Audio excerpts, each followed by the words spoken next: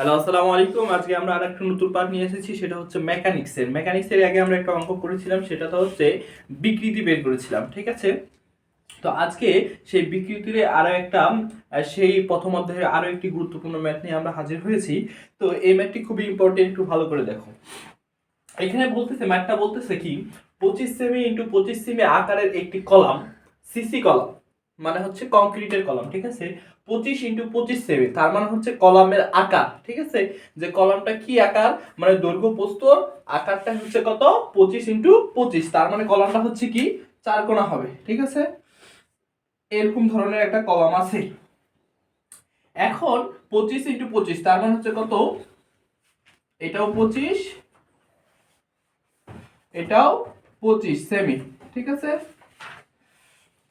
আকারের কলামের ভিতর 2.54 ব্যাসে, 2.54 সেমি ব্যাসের 4টি স্টিল রড আছে। কয়টা স্টিল রড?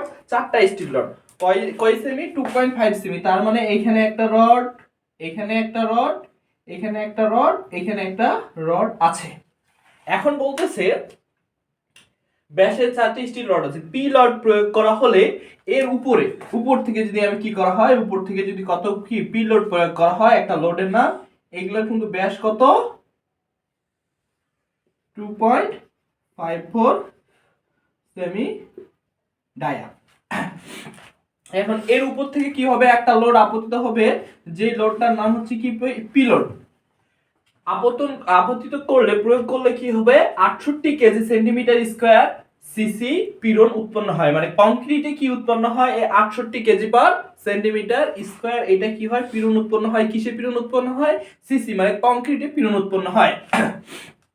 তার মানে হচ্ছে কি, এই রড বাদে যে কংক্রিট গুলো ব্যবহার করব আমরা কলামে, ঠিক আছে, এই কলামে আমাদের হচ্ছে কি কংক্রিটে উৎপন্ন হবে 68 কেজি পার হচ্ছে সেন্টিমিটার স্কয়ার পীড়ন উৎপন্ন হয়। এখন আমাদের প্রশ্ন বলছে কি, যে পি লোড এবং হচ্ছে স্টিল পীড়নের পরিমাণ, পি লোড এবং স্টিল লোডের পীড়ন, স্টিলের পীড়ন আমাদের দেওয়া আছে কি, কংক্রিটের পীড়ন, আমাদের বের করতে বলছে কিসের পীড়ন, স্টিলের পীড়ন। তাহলে কি কি তথ্য দেওয়া আছে সেই তথ্যগুলো আগে আমরা লিখে নিই।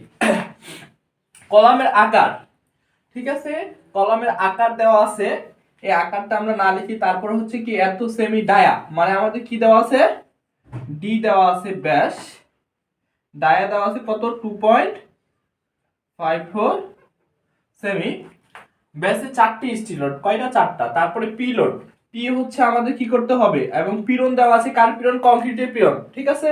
তার মানে হচ্ছে কি এস সি, এস থেকে হচ্ছে কি পীড়ন, আর সি থেকে হচ্ছে কি কংক্রিটের পীড়ন দেওয়া আছে আমাদের কত, 68 কেজি পার সেন্টিমিটার স্কয়ার, ঠিক আছে? এখন আমাদের পি লোড এবং হচ্ছে কি স্টিলের পরিমাণ, তাহলে পি হচ্ছে ইকুয়াল হট এবং হচ্ছে কি এস এস, এস থেকে পীড়ন, এস থেকে হচ্ছে কি স্টিলের, ঠিক আছে, স্টিলের পীড়ন ইকুয়াল হট। আমাদের আরো দুইটা তথ্য দেওয়া আছে, ইএস এবং হচ্ছে কি ইসি।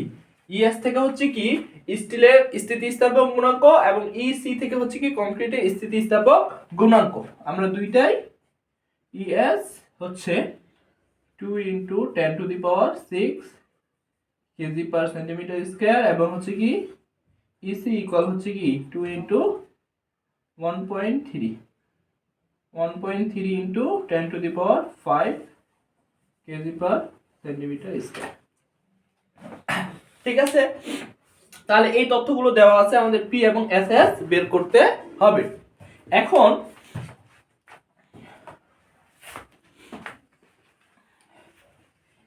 আমরা যেটা সমাধান শুরু করব সেটা হচ্ছে কি, আমরা জানি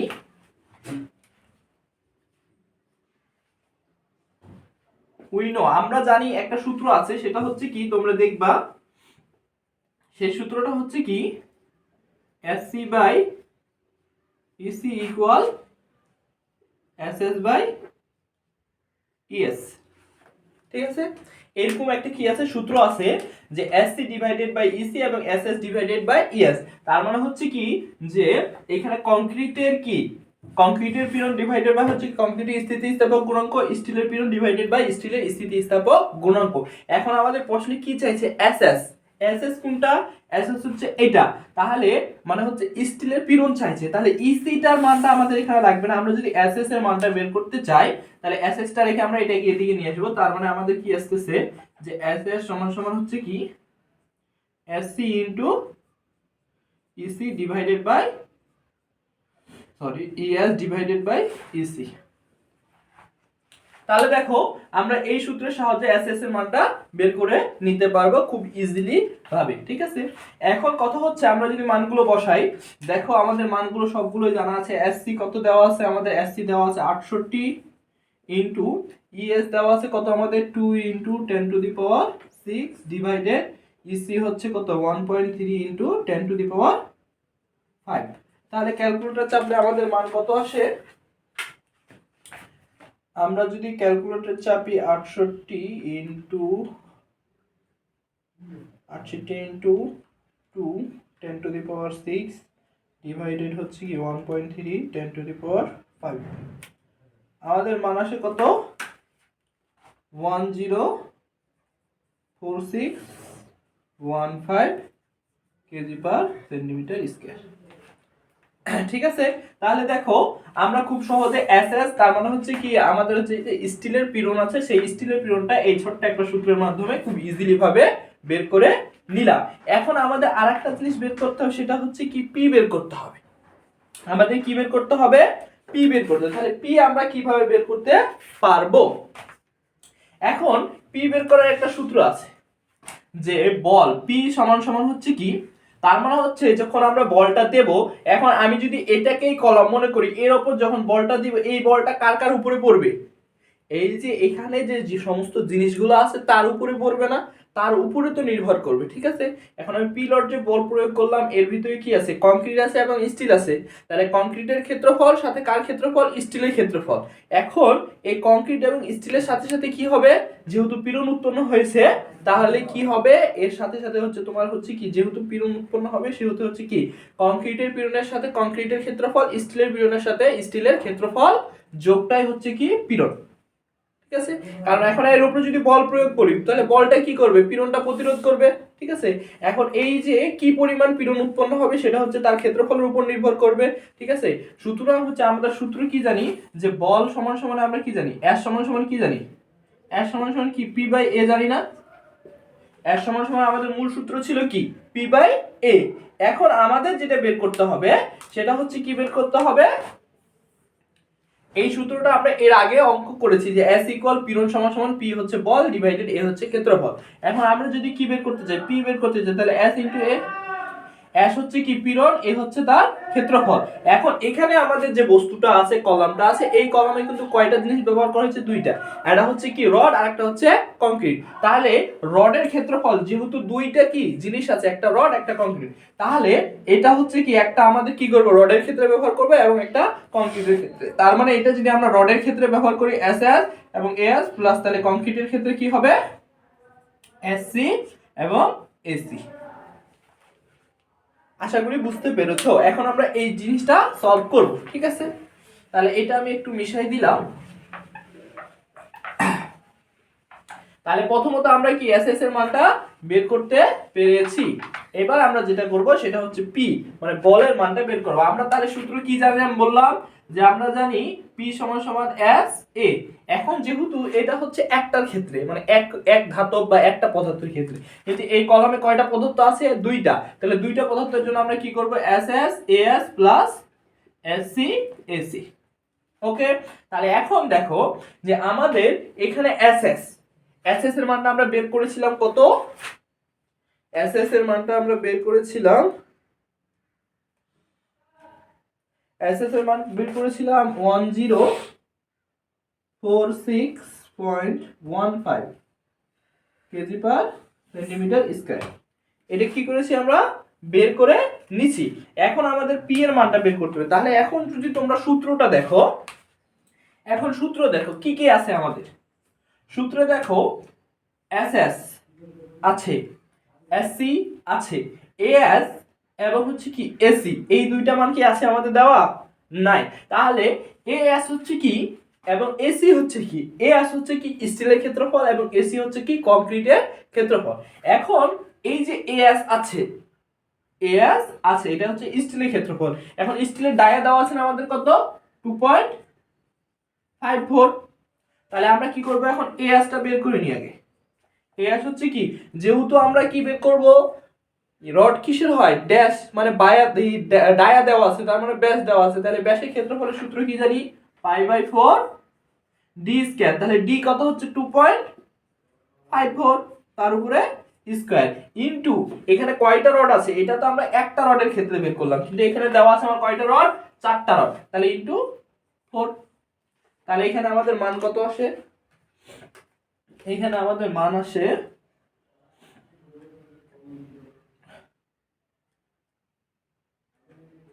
π/4 ইনটু 2.54 স্কয়ার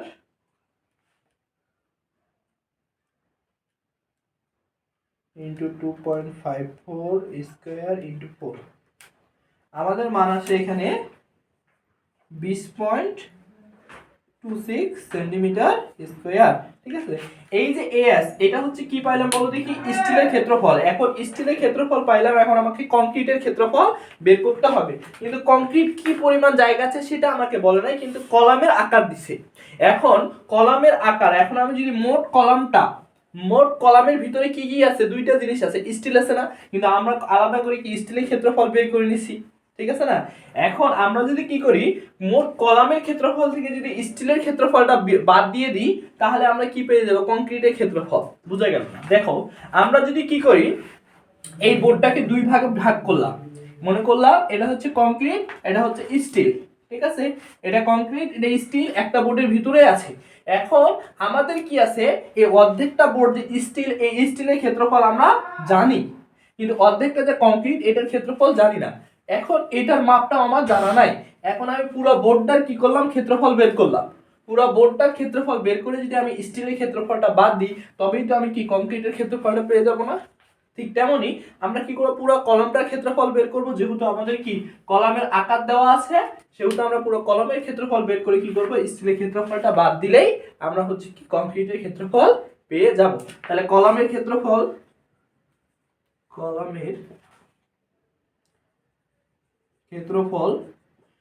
ক্ষেত্রফল কি হবে, 25 ইনটু 25, 25 ইনটু 25, তার মানে হচ্ছে কত, 625 সেন্টিমিটার স্কয়ার।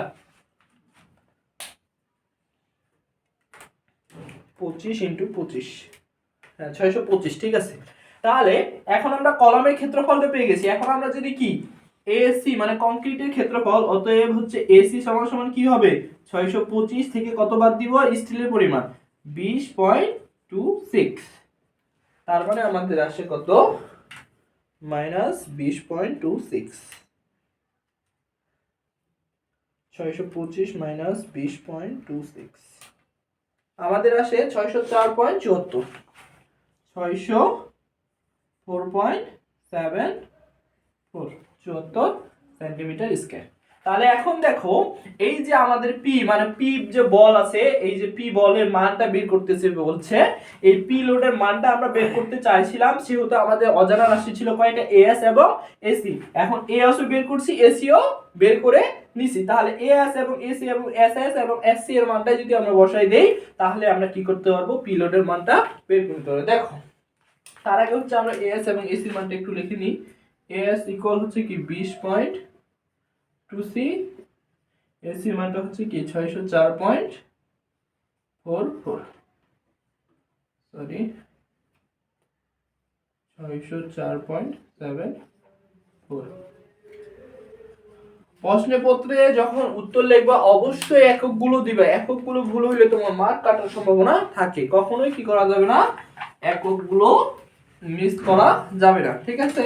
প্রশ্নপত্রে কখনোই একক মিস করা যাবে না, এটা খুব গুরুত্বপূর্ণ জিনিস, কখনোই প্রশ্নপত্রে মিস করা যাবে না। তাহলে এখন দেখো আমরা এসএস এর মান কত জানি, 1046.15 ইনটু এএস কত, এএস হচ্ছে 20.26 প্লাস এসসি কত 68, এসি 20.26। এটা ক্যালকুলেশন করে যেটাই আসবে সেটাই হচ্ছে কি আসবে, কেজিতে আসবে, এটাই অ্যানসার, ঠিক আছে। কারণ বলের একক কি, কেজি। এটা ক্যালকুলেটরে যেটা চাপ দিবা, যে অ্যানসার আসবে সেটাই অ্যানসার। ঠিক আছে, আশা করি তোমরা এই জিনিসটা বুঝতে পেরেছো। আর একটু খালি খেয়াল করো, এই জিনিসটা বুঝতে পারলে আবারও ক্লিয়ার হয়ে যাওয়া। এখানে বলতেছে এত সেমি আকারের একটি কলাম কি সিসি কলাম, সিসি মানে হচ্ছে কংক্রিট কলাম। ঠিক আছে, কংক্রিট কলামের ভিতর কত সেমি, এত সেমি ব্যাসের কি রয়েছে, 4টি স্টিল রড রয়েছে। কত সেমি, 2.54 সেমি। আমরা এখানে দেখাই দিচ্ছি 4টা রড 2.54 সেমি। এখন বলতেছে প্রিলোড প্রয়োগ করা হলে 68, প্রিলোড প্রয়োগ করা হলে কংক্রিটে কি হয়, 68 কেজি পার সেন্টিমিটার স্কয়ার পীড়ন উৎপন্ন হয়। কংক্রিটে পীড়ন উৎপন্ন হয়, ঠিক আছে, প্রিলোড প্রয়োগ করলে। এখন বলতেছে আমাদের প্রিলোড এবং স্টিলের পীড়ন নির্ণয় করতে হবে। তাহলে প্রিলোড এবং স্টিলের রডের পরিমাণ আমরা জানি কি, পি সমান সমান কি এস এ। আর আরেকটা সূত্র জানি আমরা, আরেকটা সূত্র পড়লাম আজকে, গুরুত্বপূর্ণ সূত্র, সেটা ছিল আমাদের কি, আমাদের সেই সূত্র ছিল কি, SC divided by EC equal হচ্ছে কি এসএস ডিভাইডেড বাই ইএস। এখান থেকে আমরা কি করেছি, স্টিলের যে পীড়ন আছে সেই পীড়নটাও নির্ণয় করেছি। ঠিক আছে, তাহলে এই হচ্ছে মোস্ট ইম্পর্টেন্ট একটা অঙ্ক। এর আগে আমরা দুই ধরনের ম্যাথ করেছি, সেই অঙ্কগুলো এই অধ্যায়ে খুব ইম্পর্টেন্ট। আমরা নেক্সট ক্লাস করব হচ্ছে বল বিভাজন অধ্যায়। বল বিভাজন অধ্যায় এর আগে আমরা 2টা ক্লাস আপলোড করেছি, আমরা নেক্সট ক্লাসে যাব। সবাইকে ধন্যবাদ, আসসালামু আলাইকুম।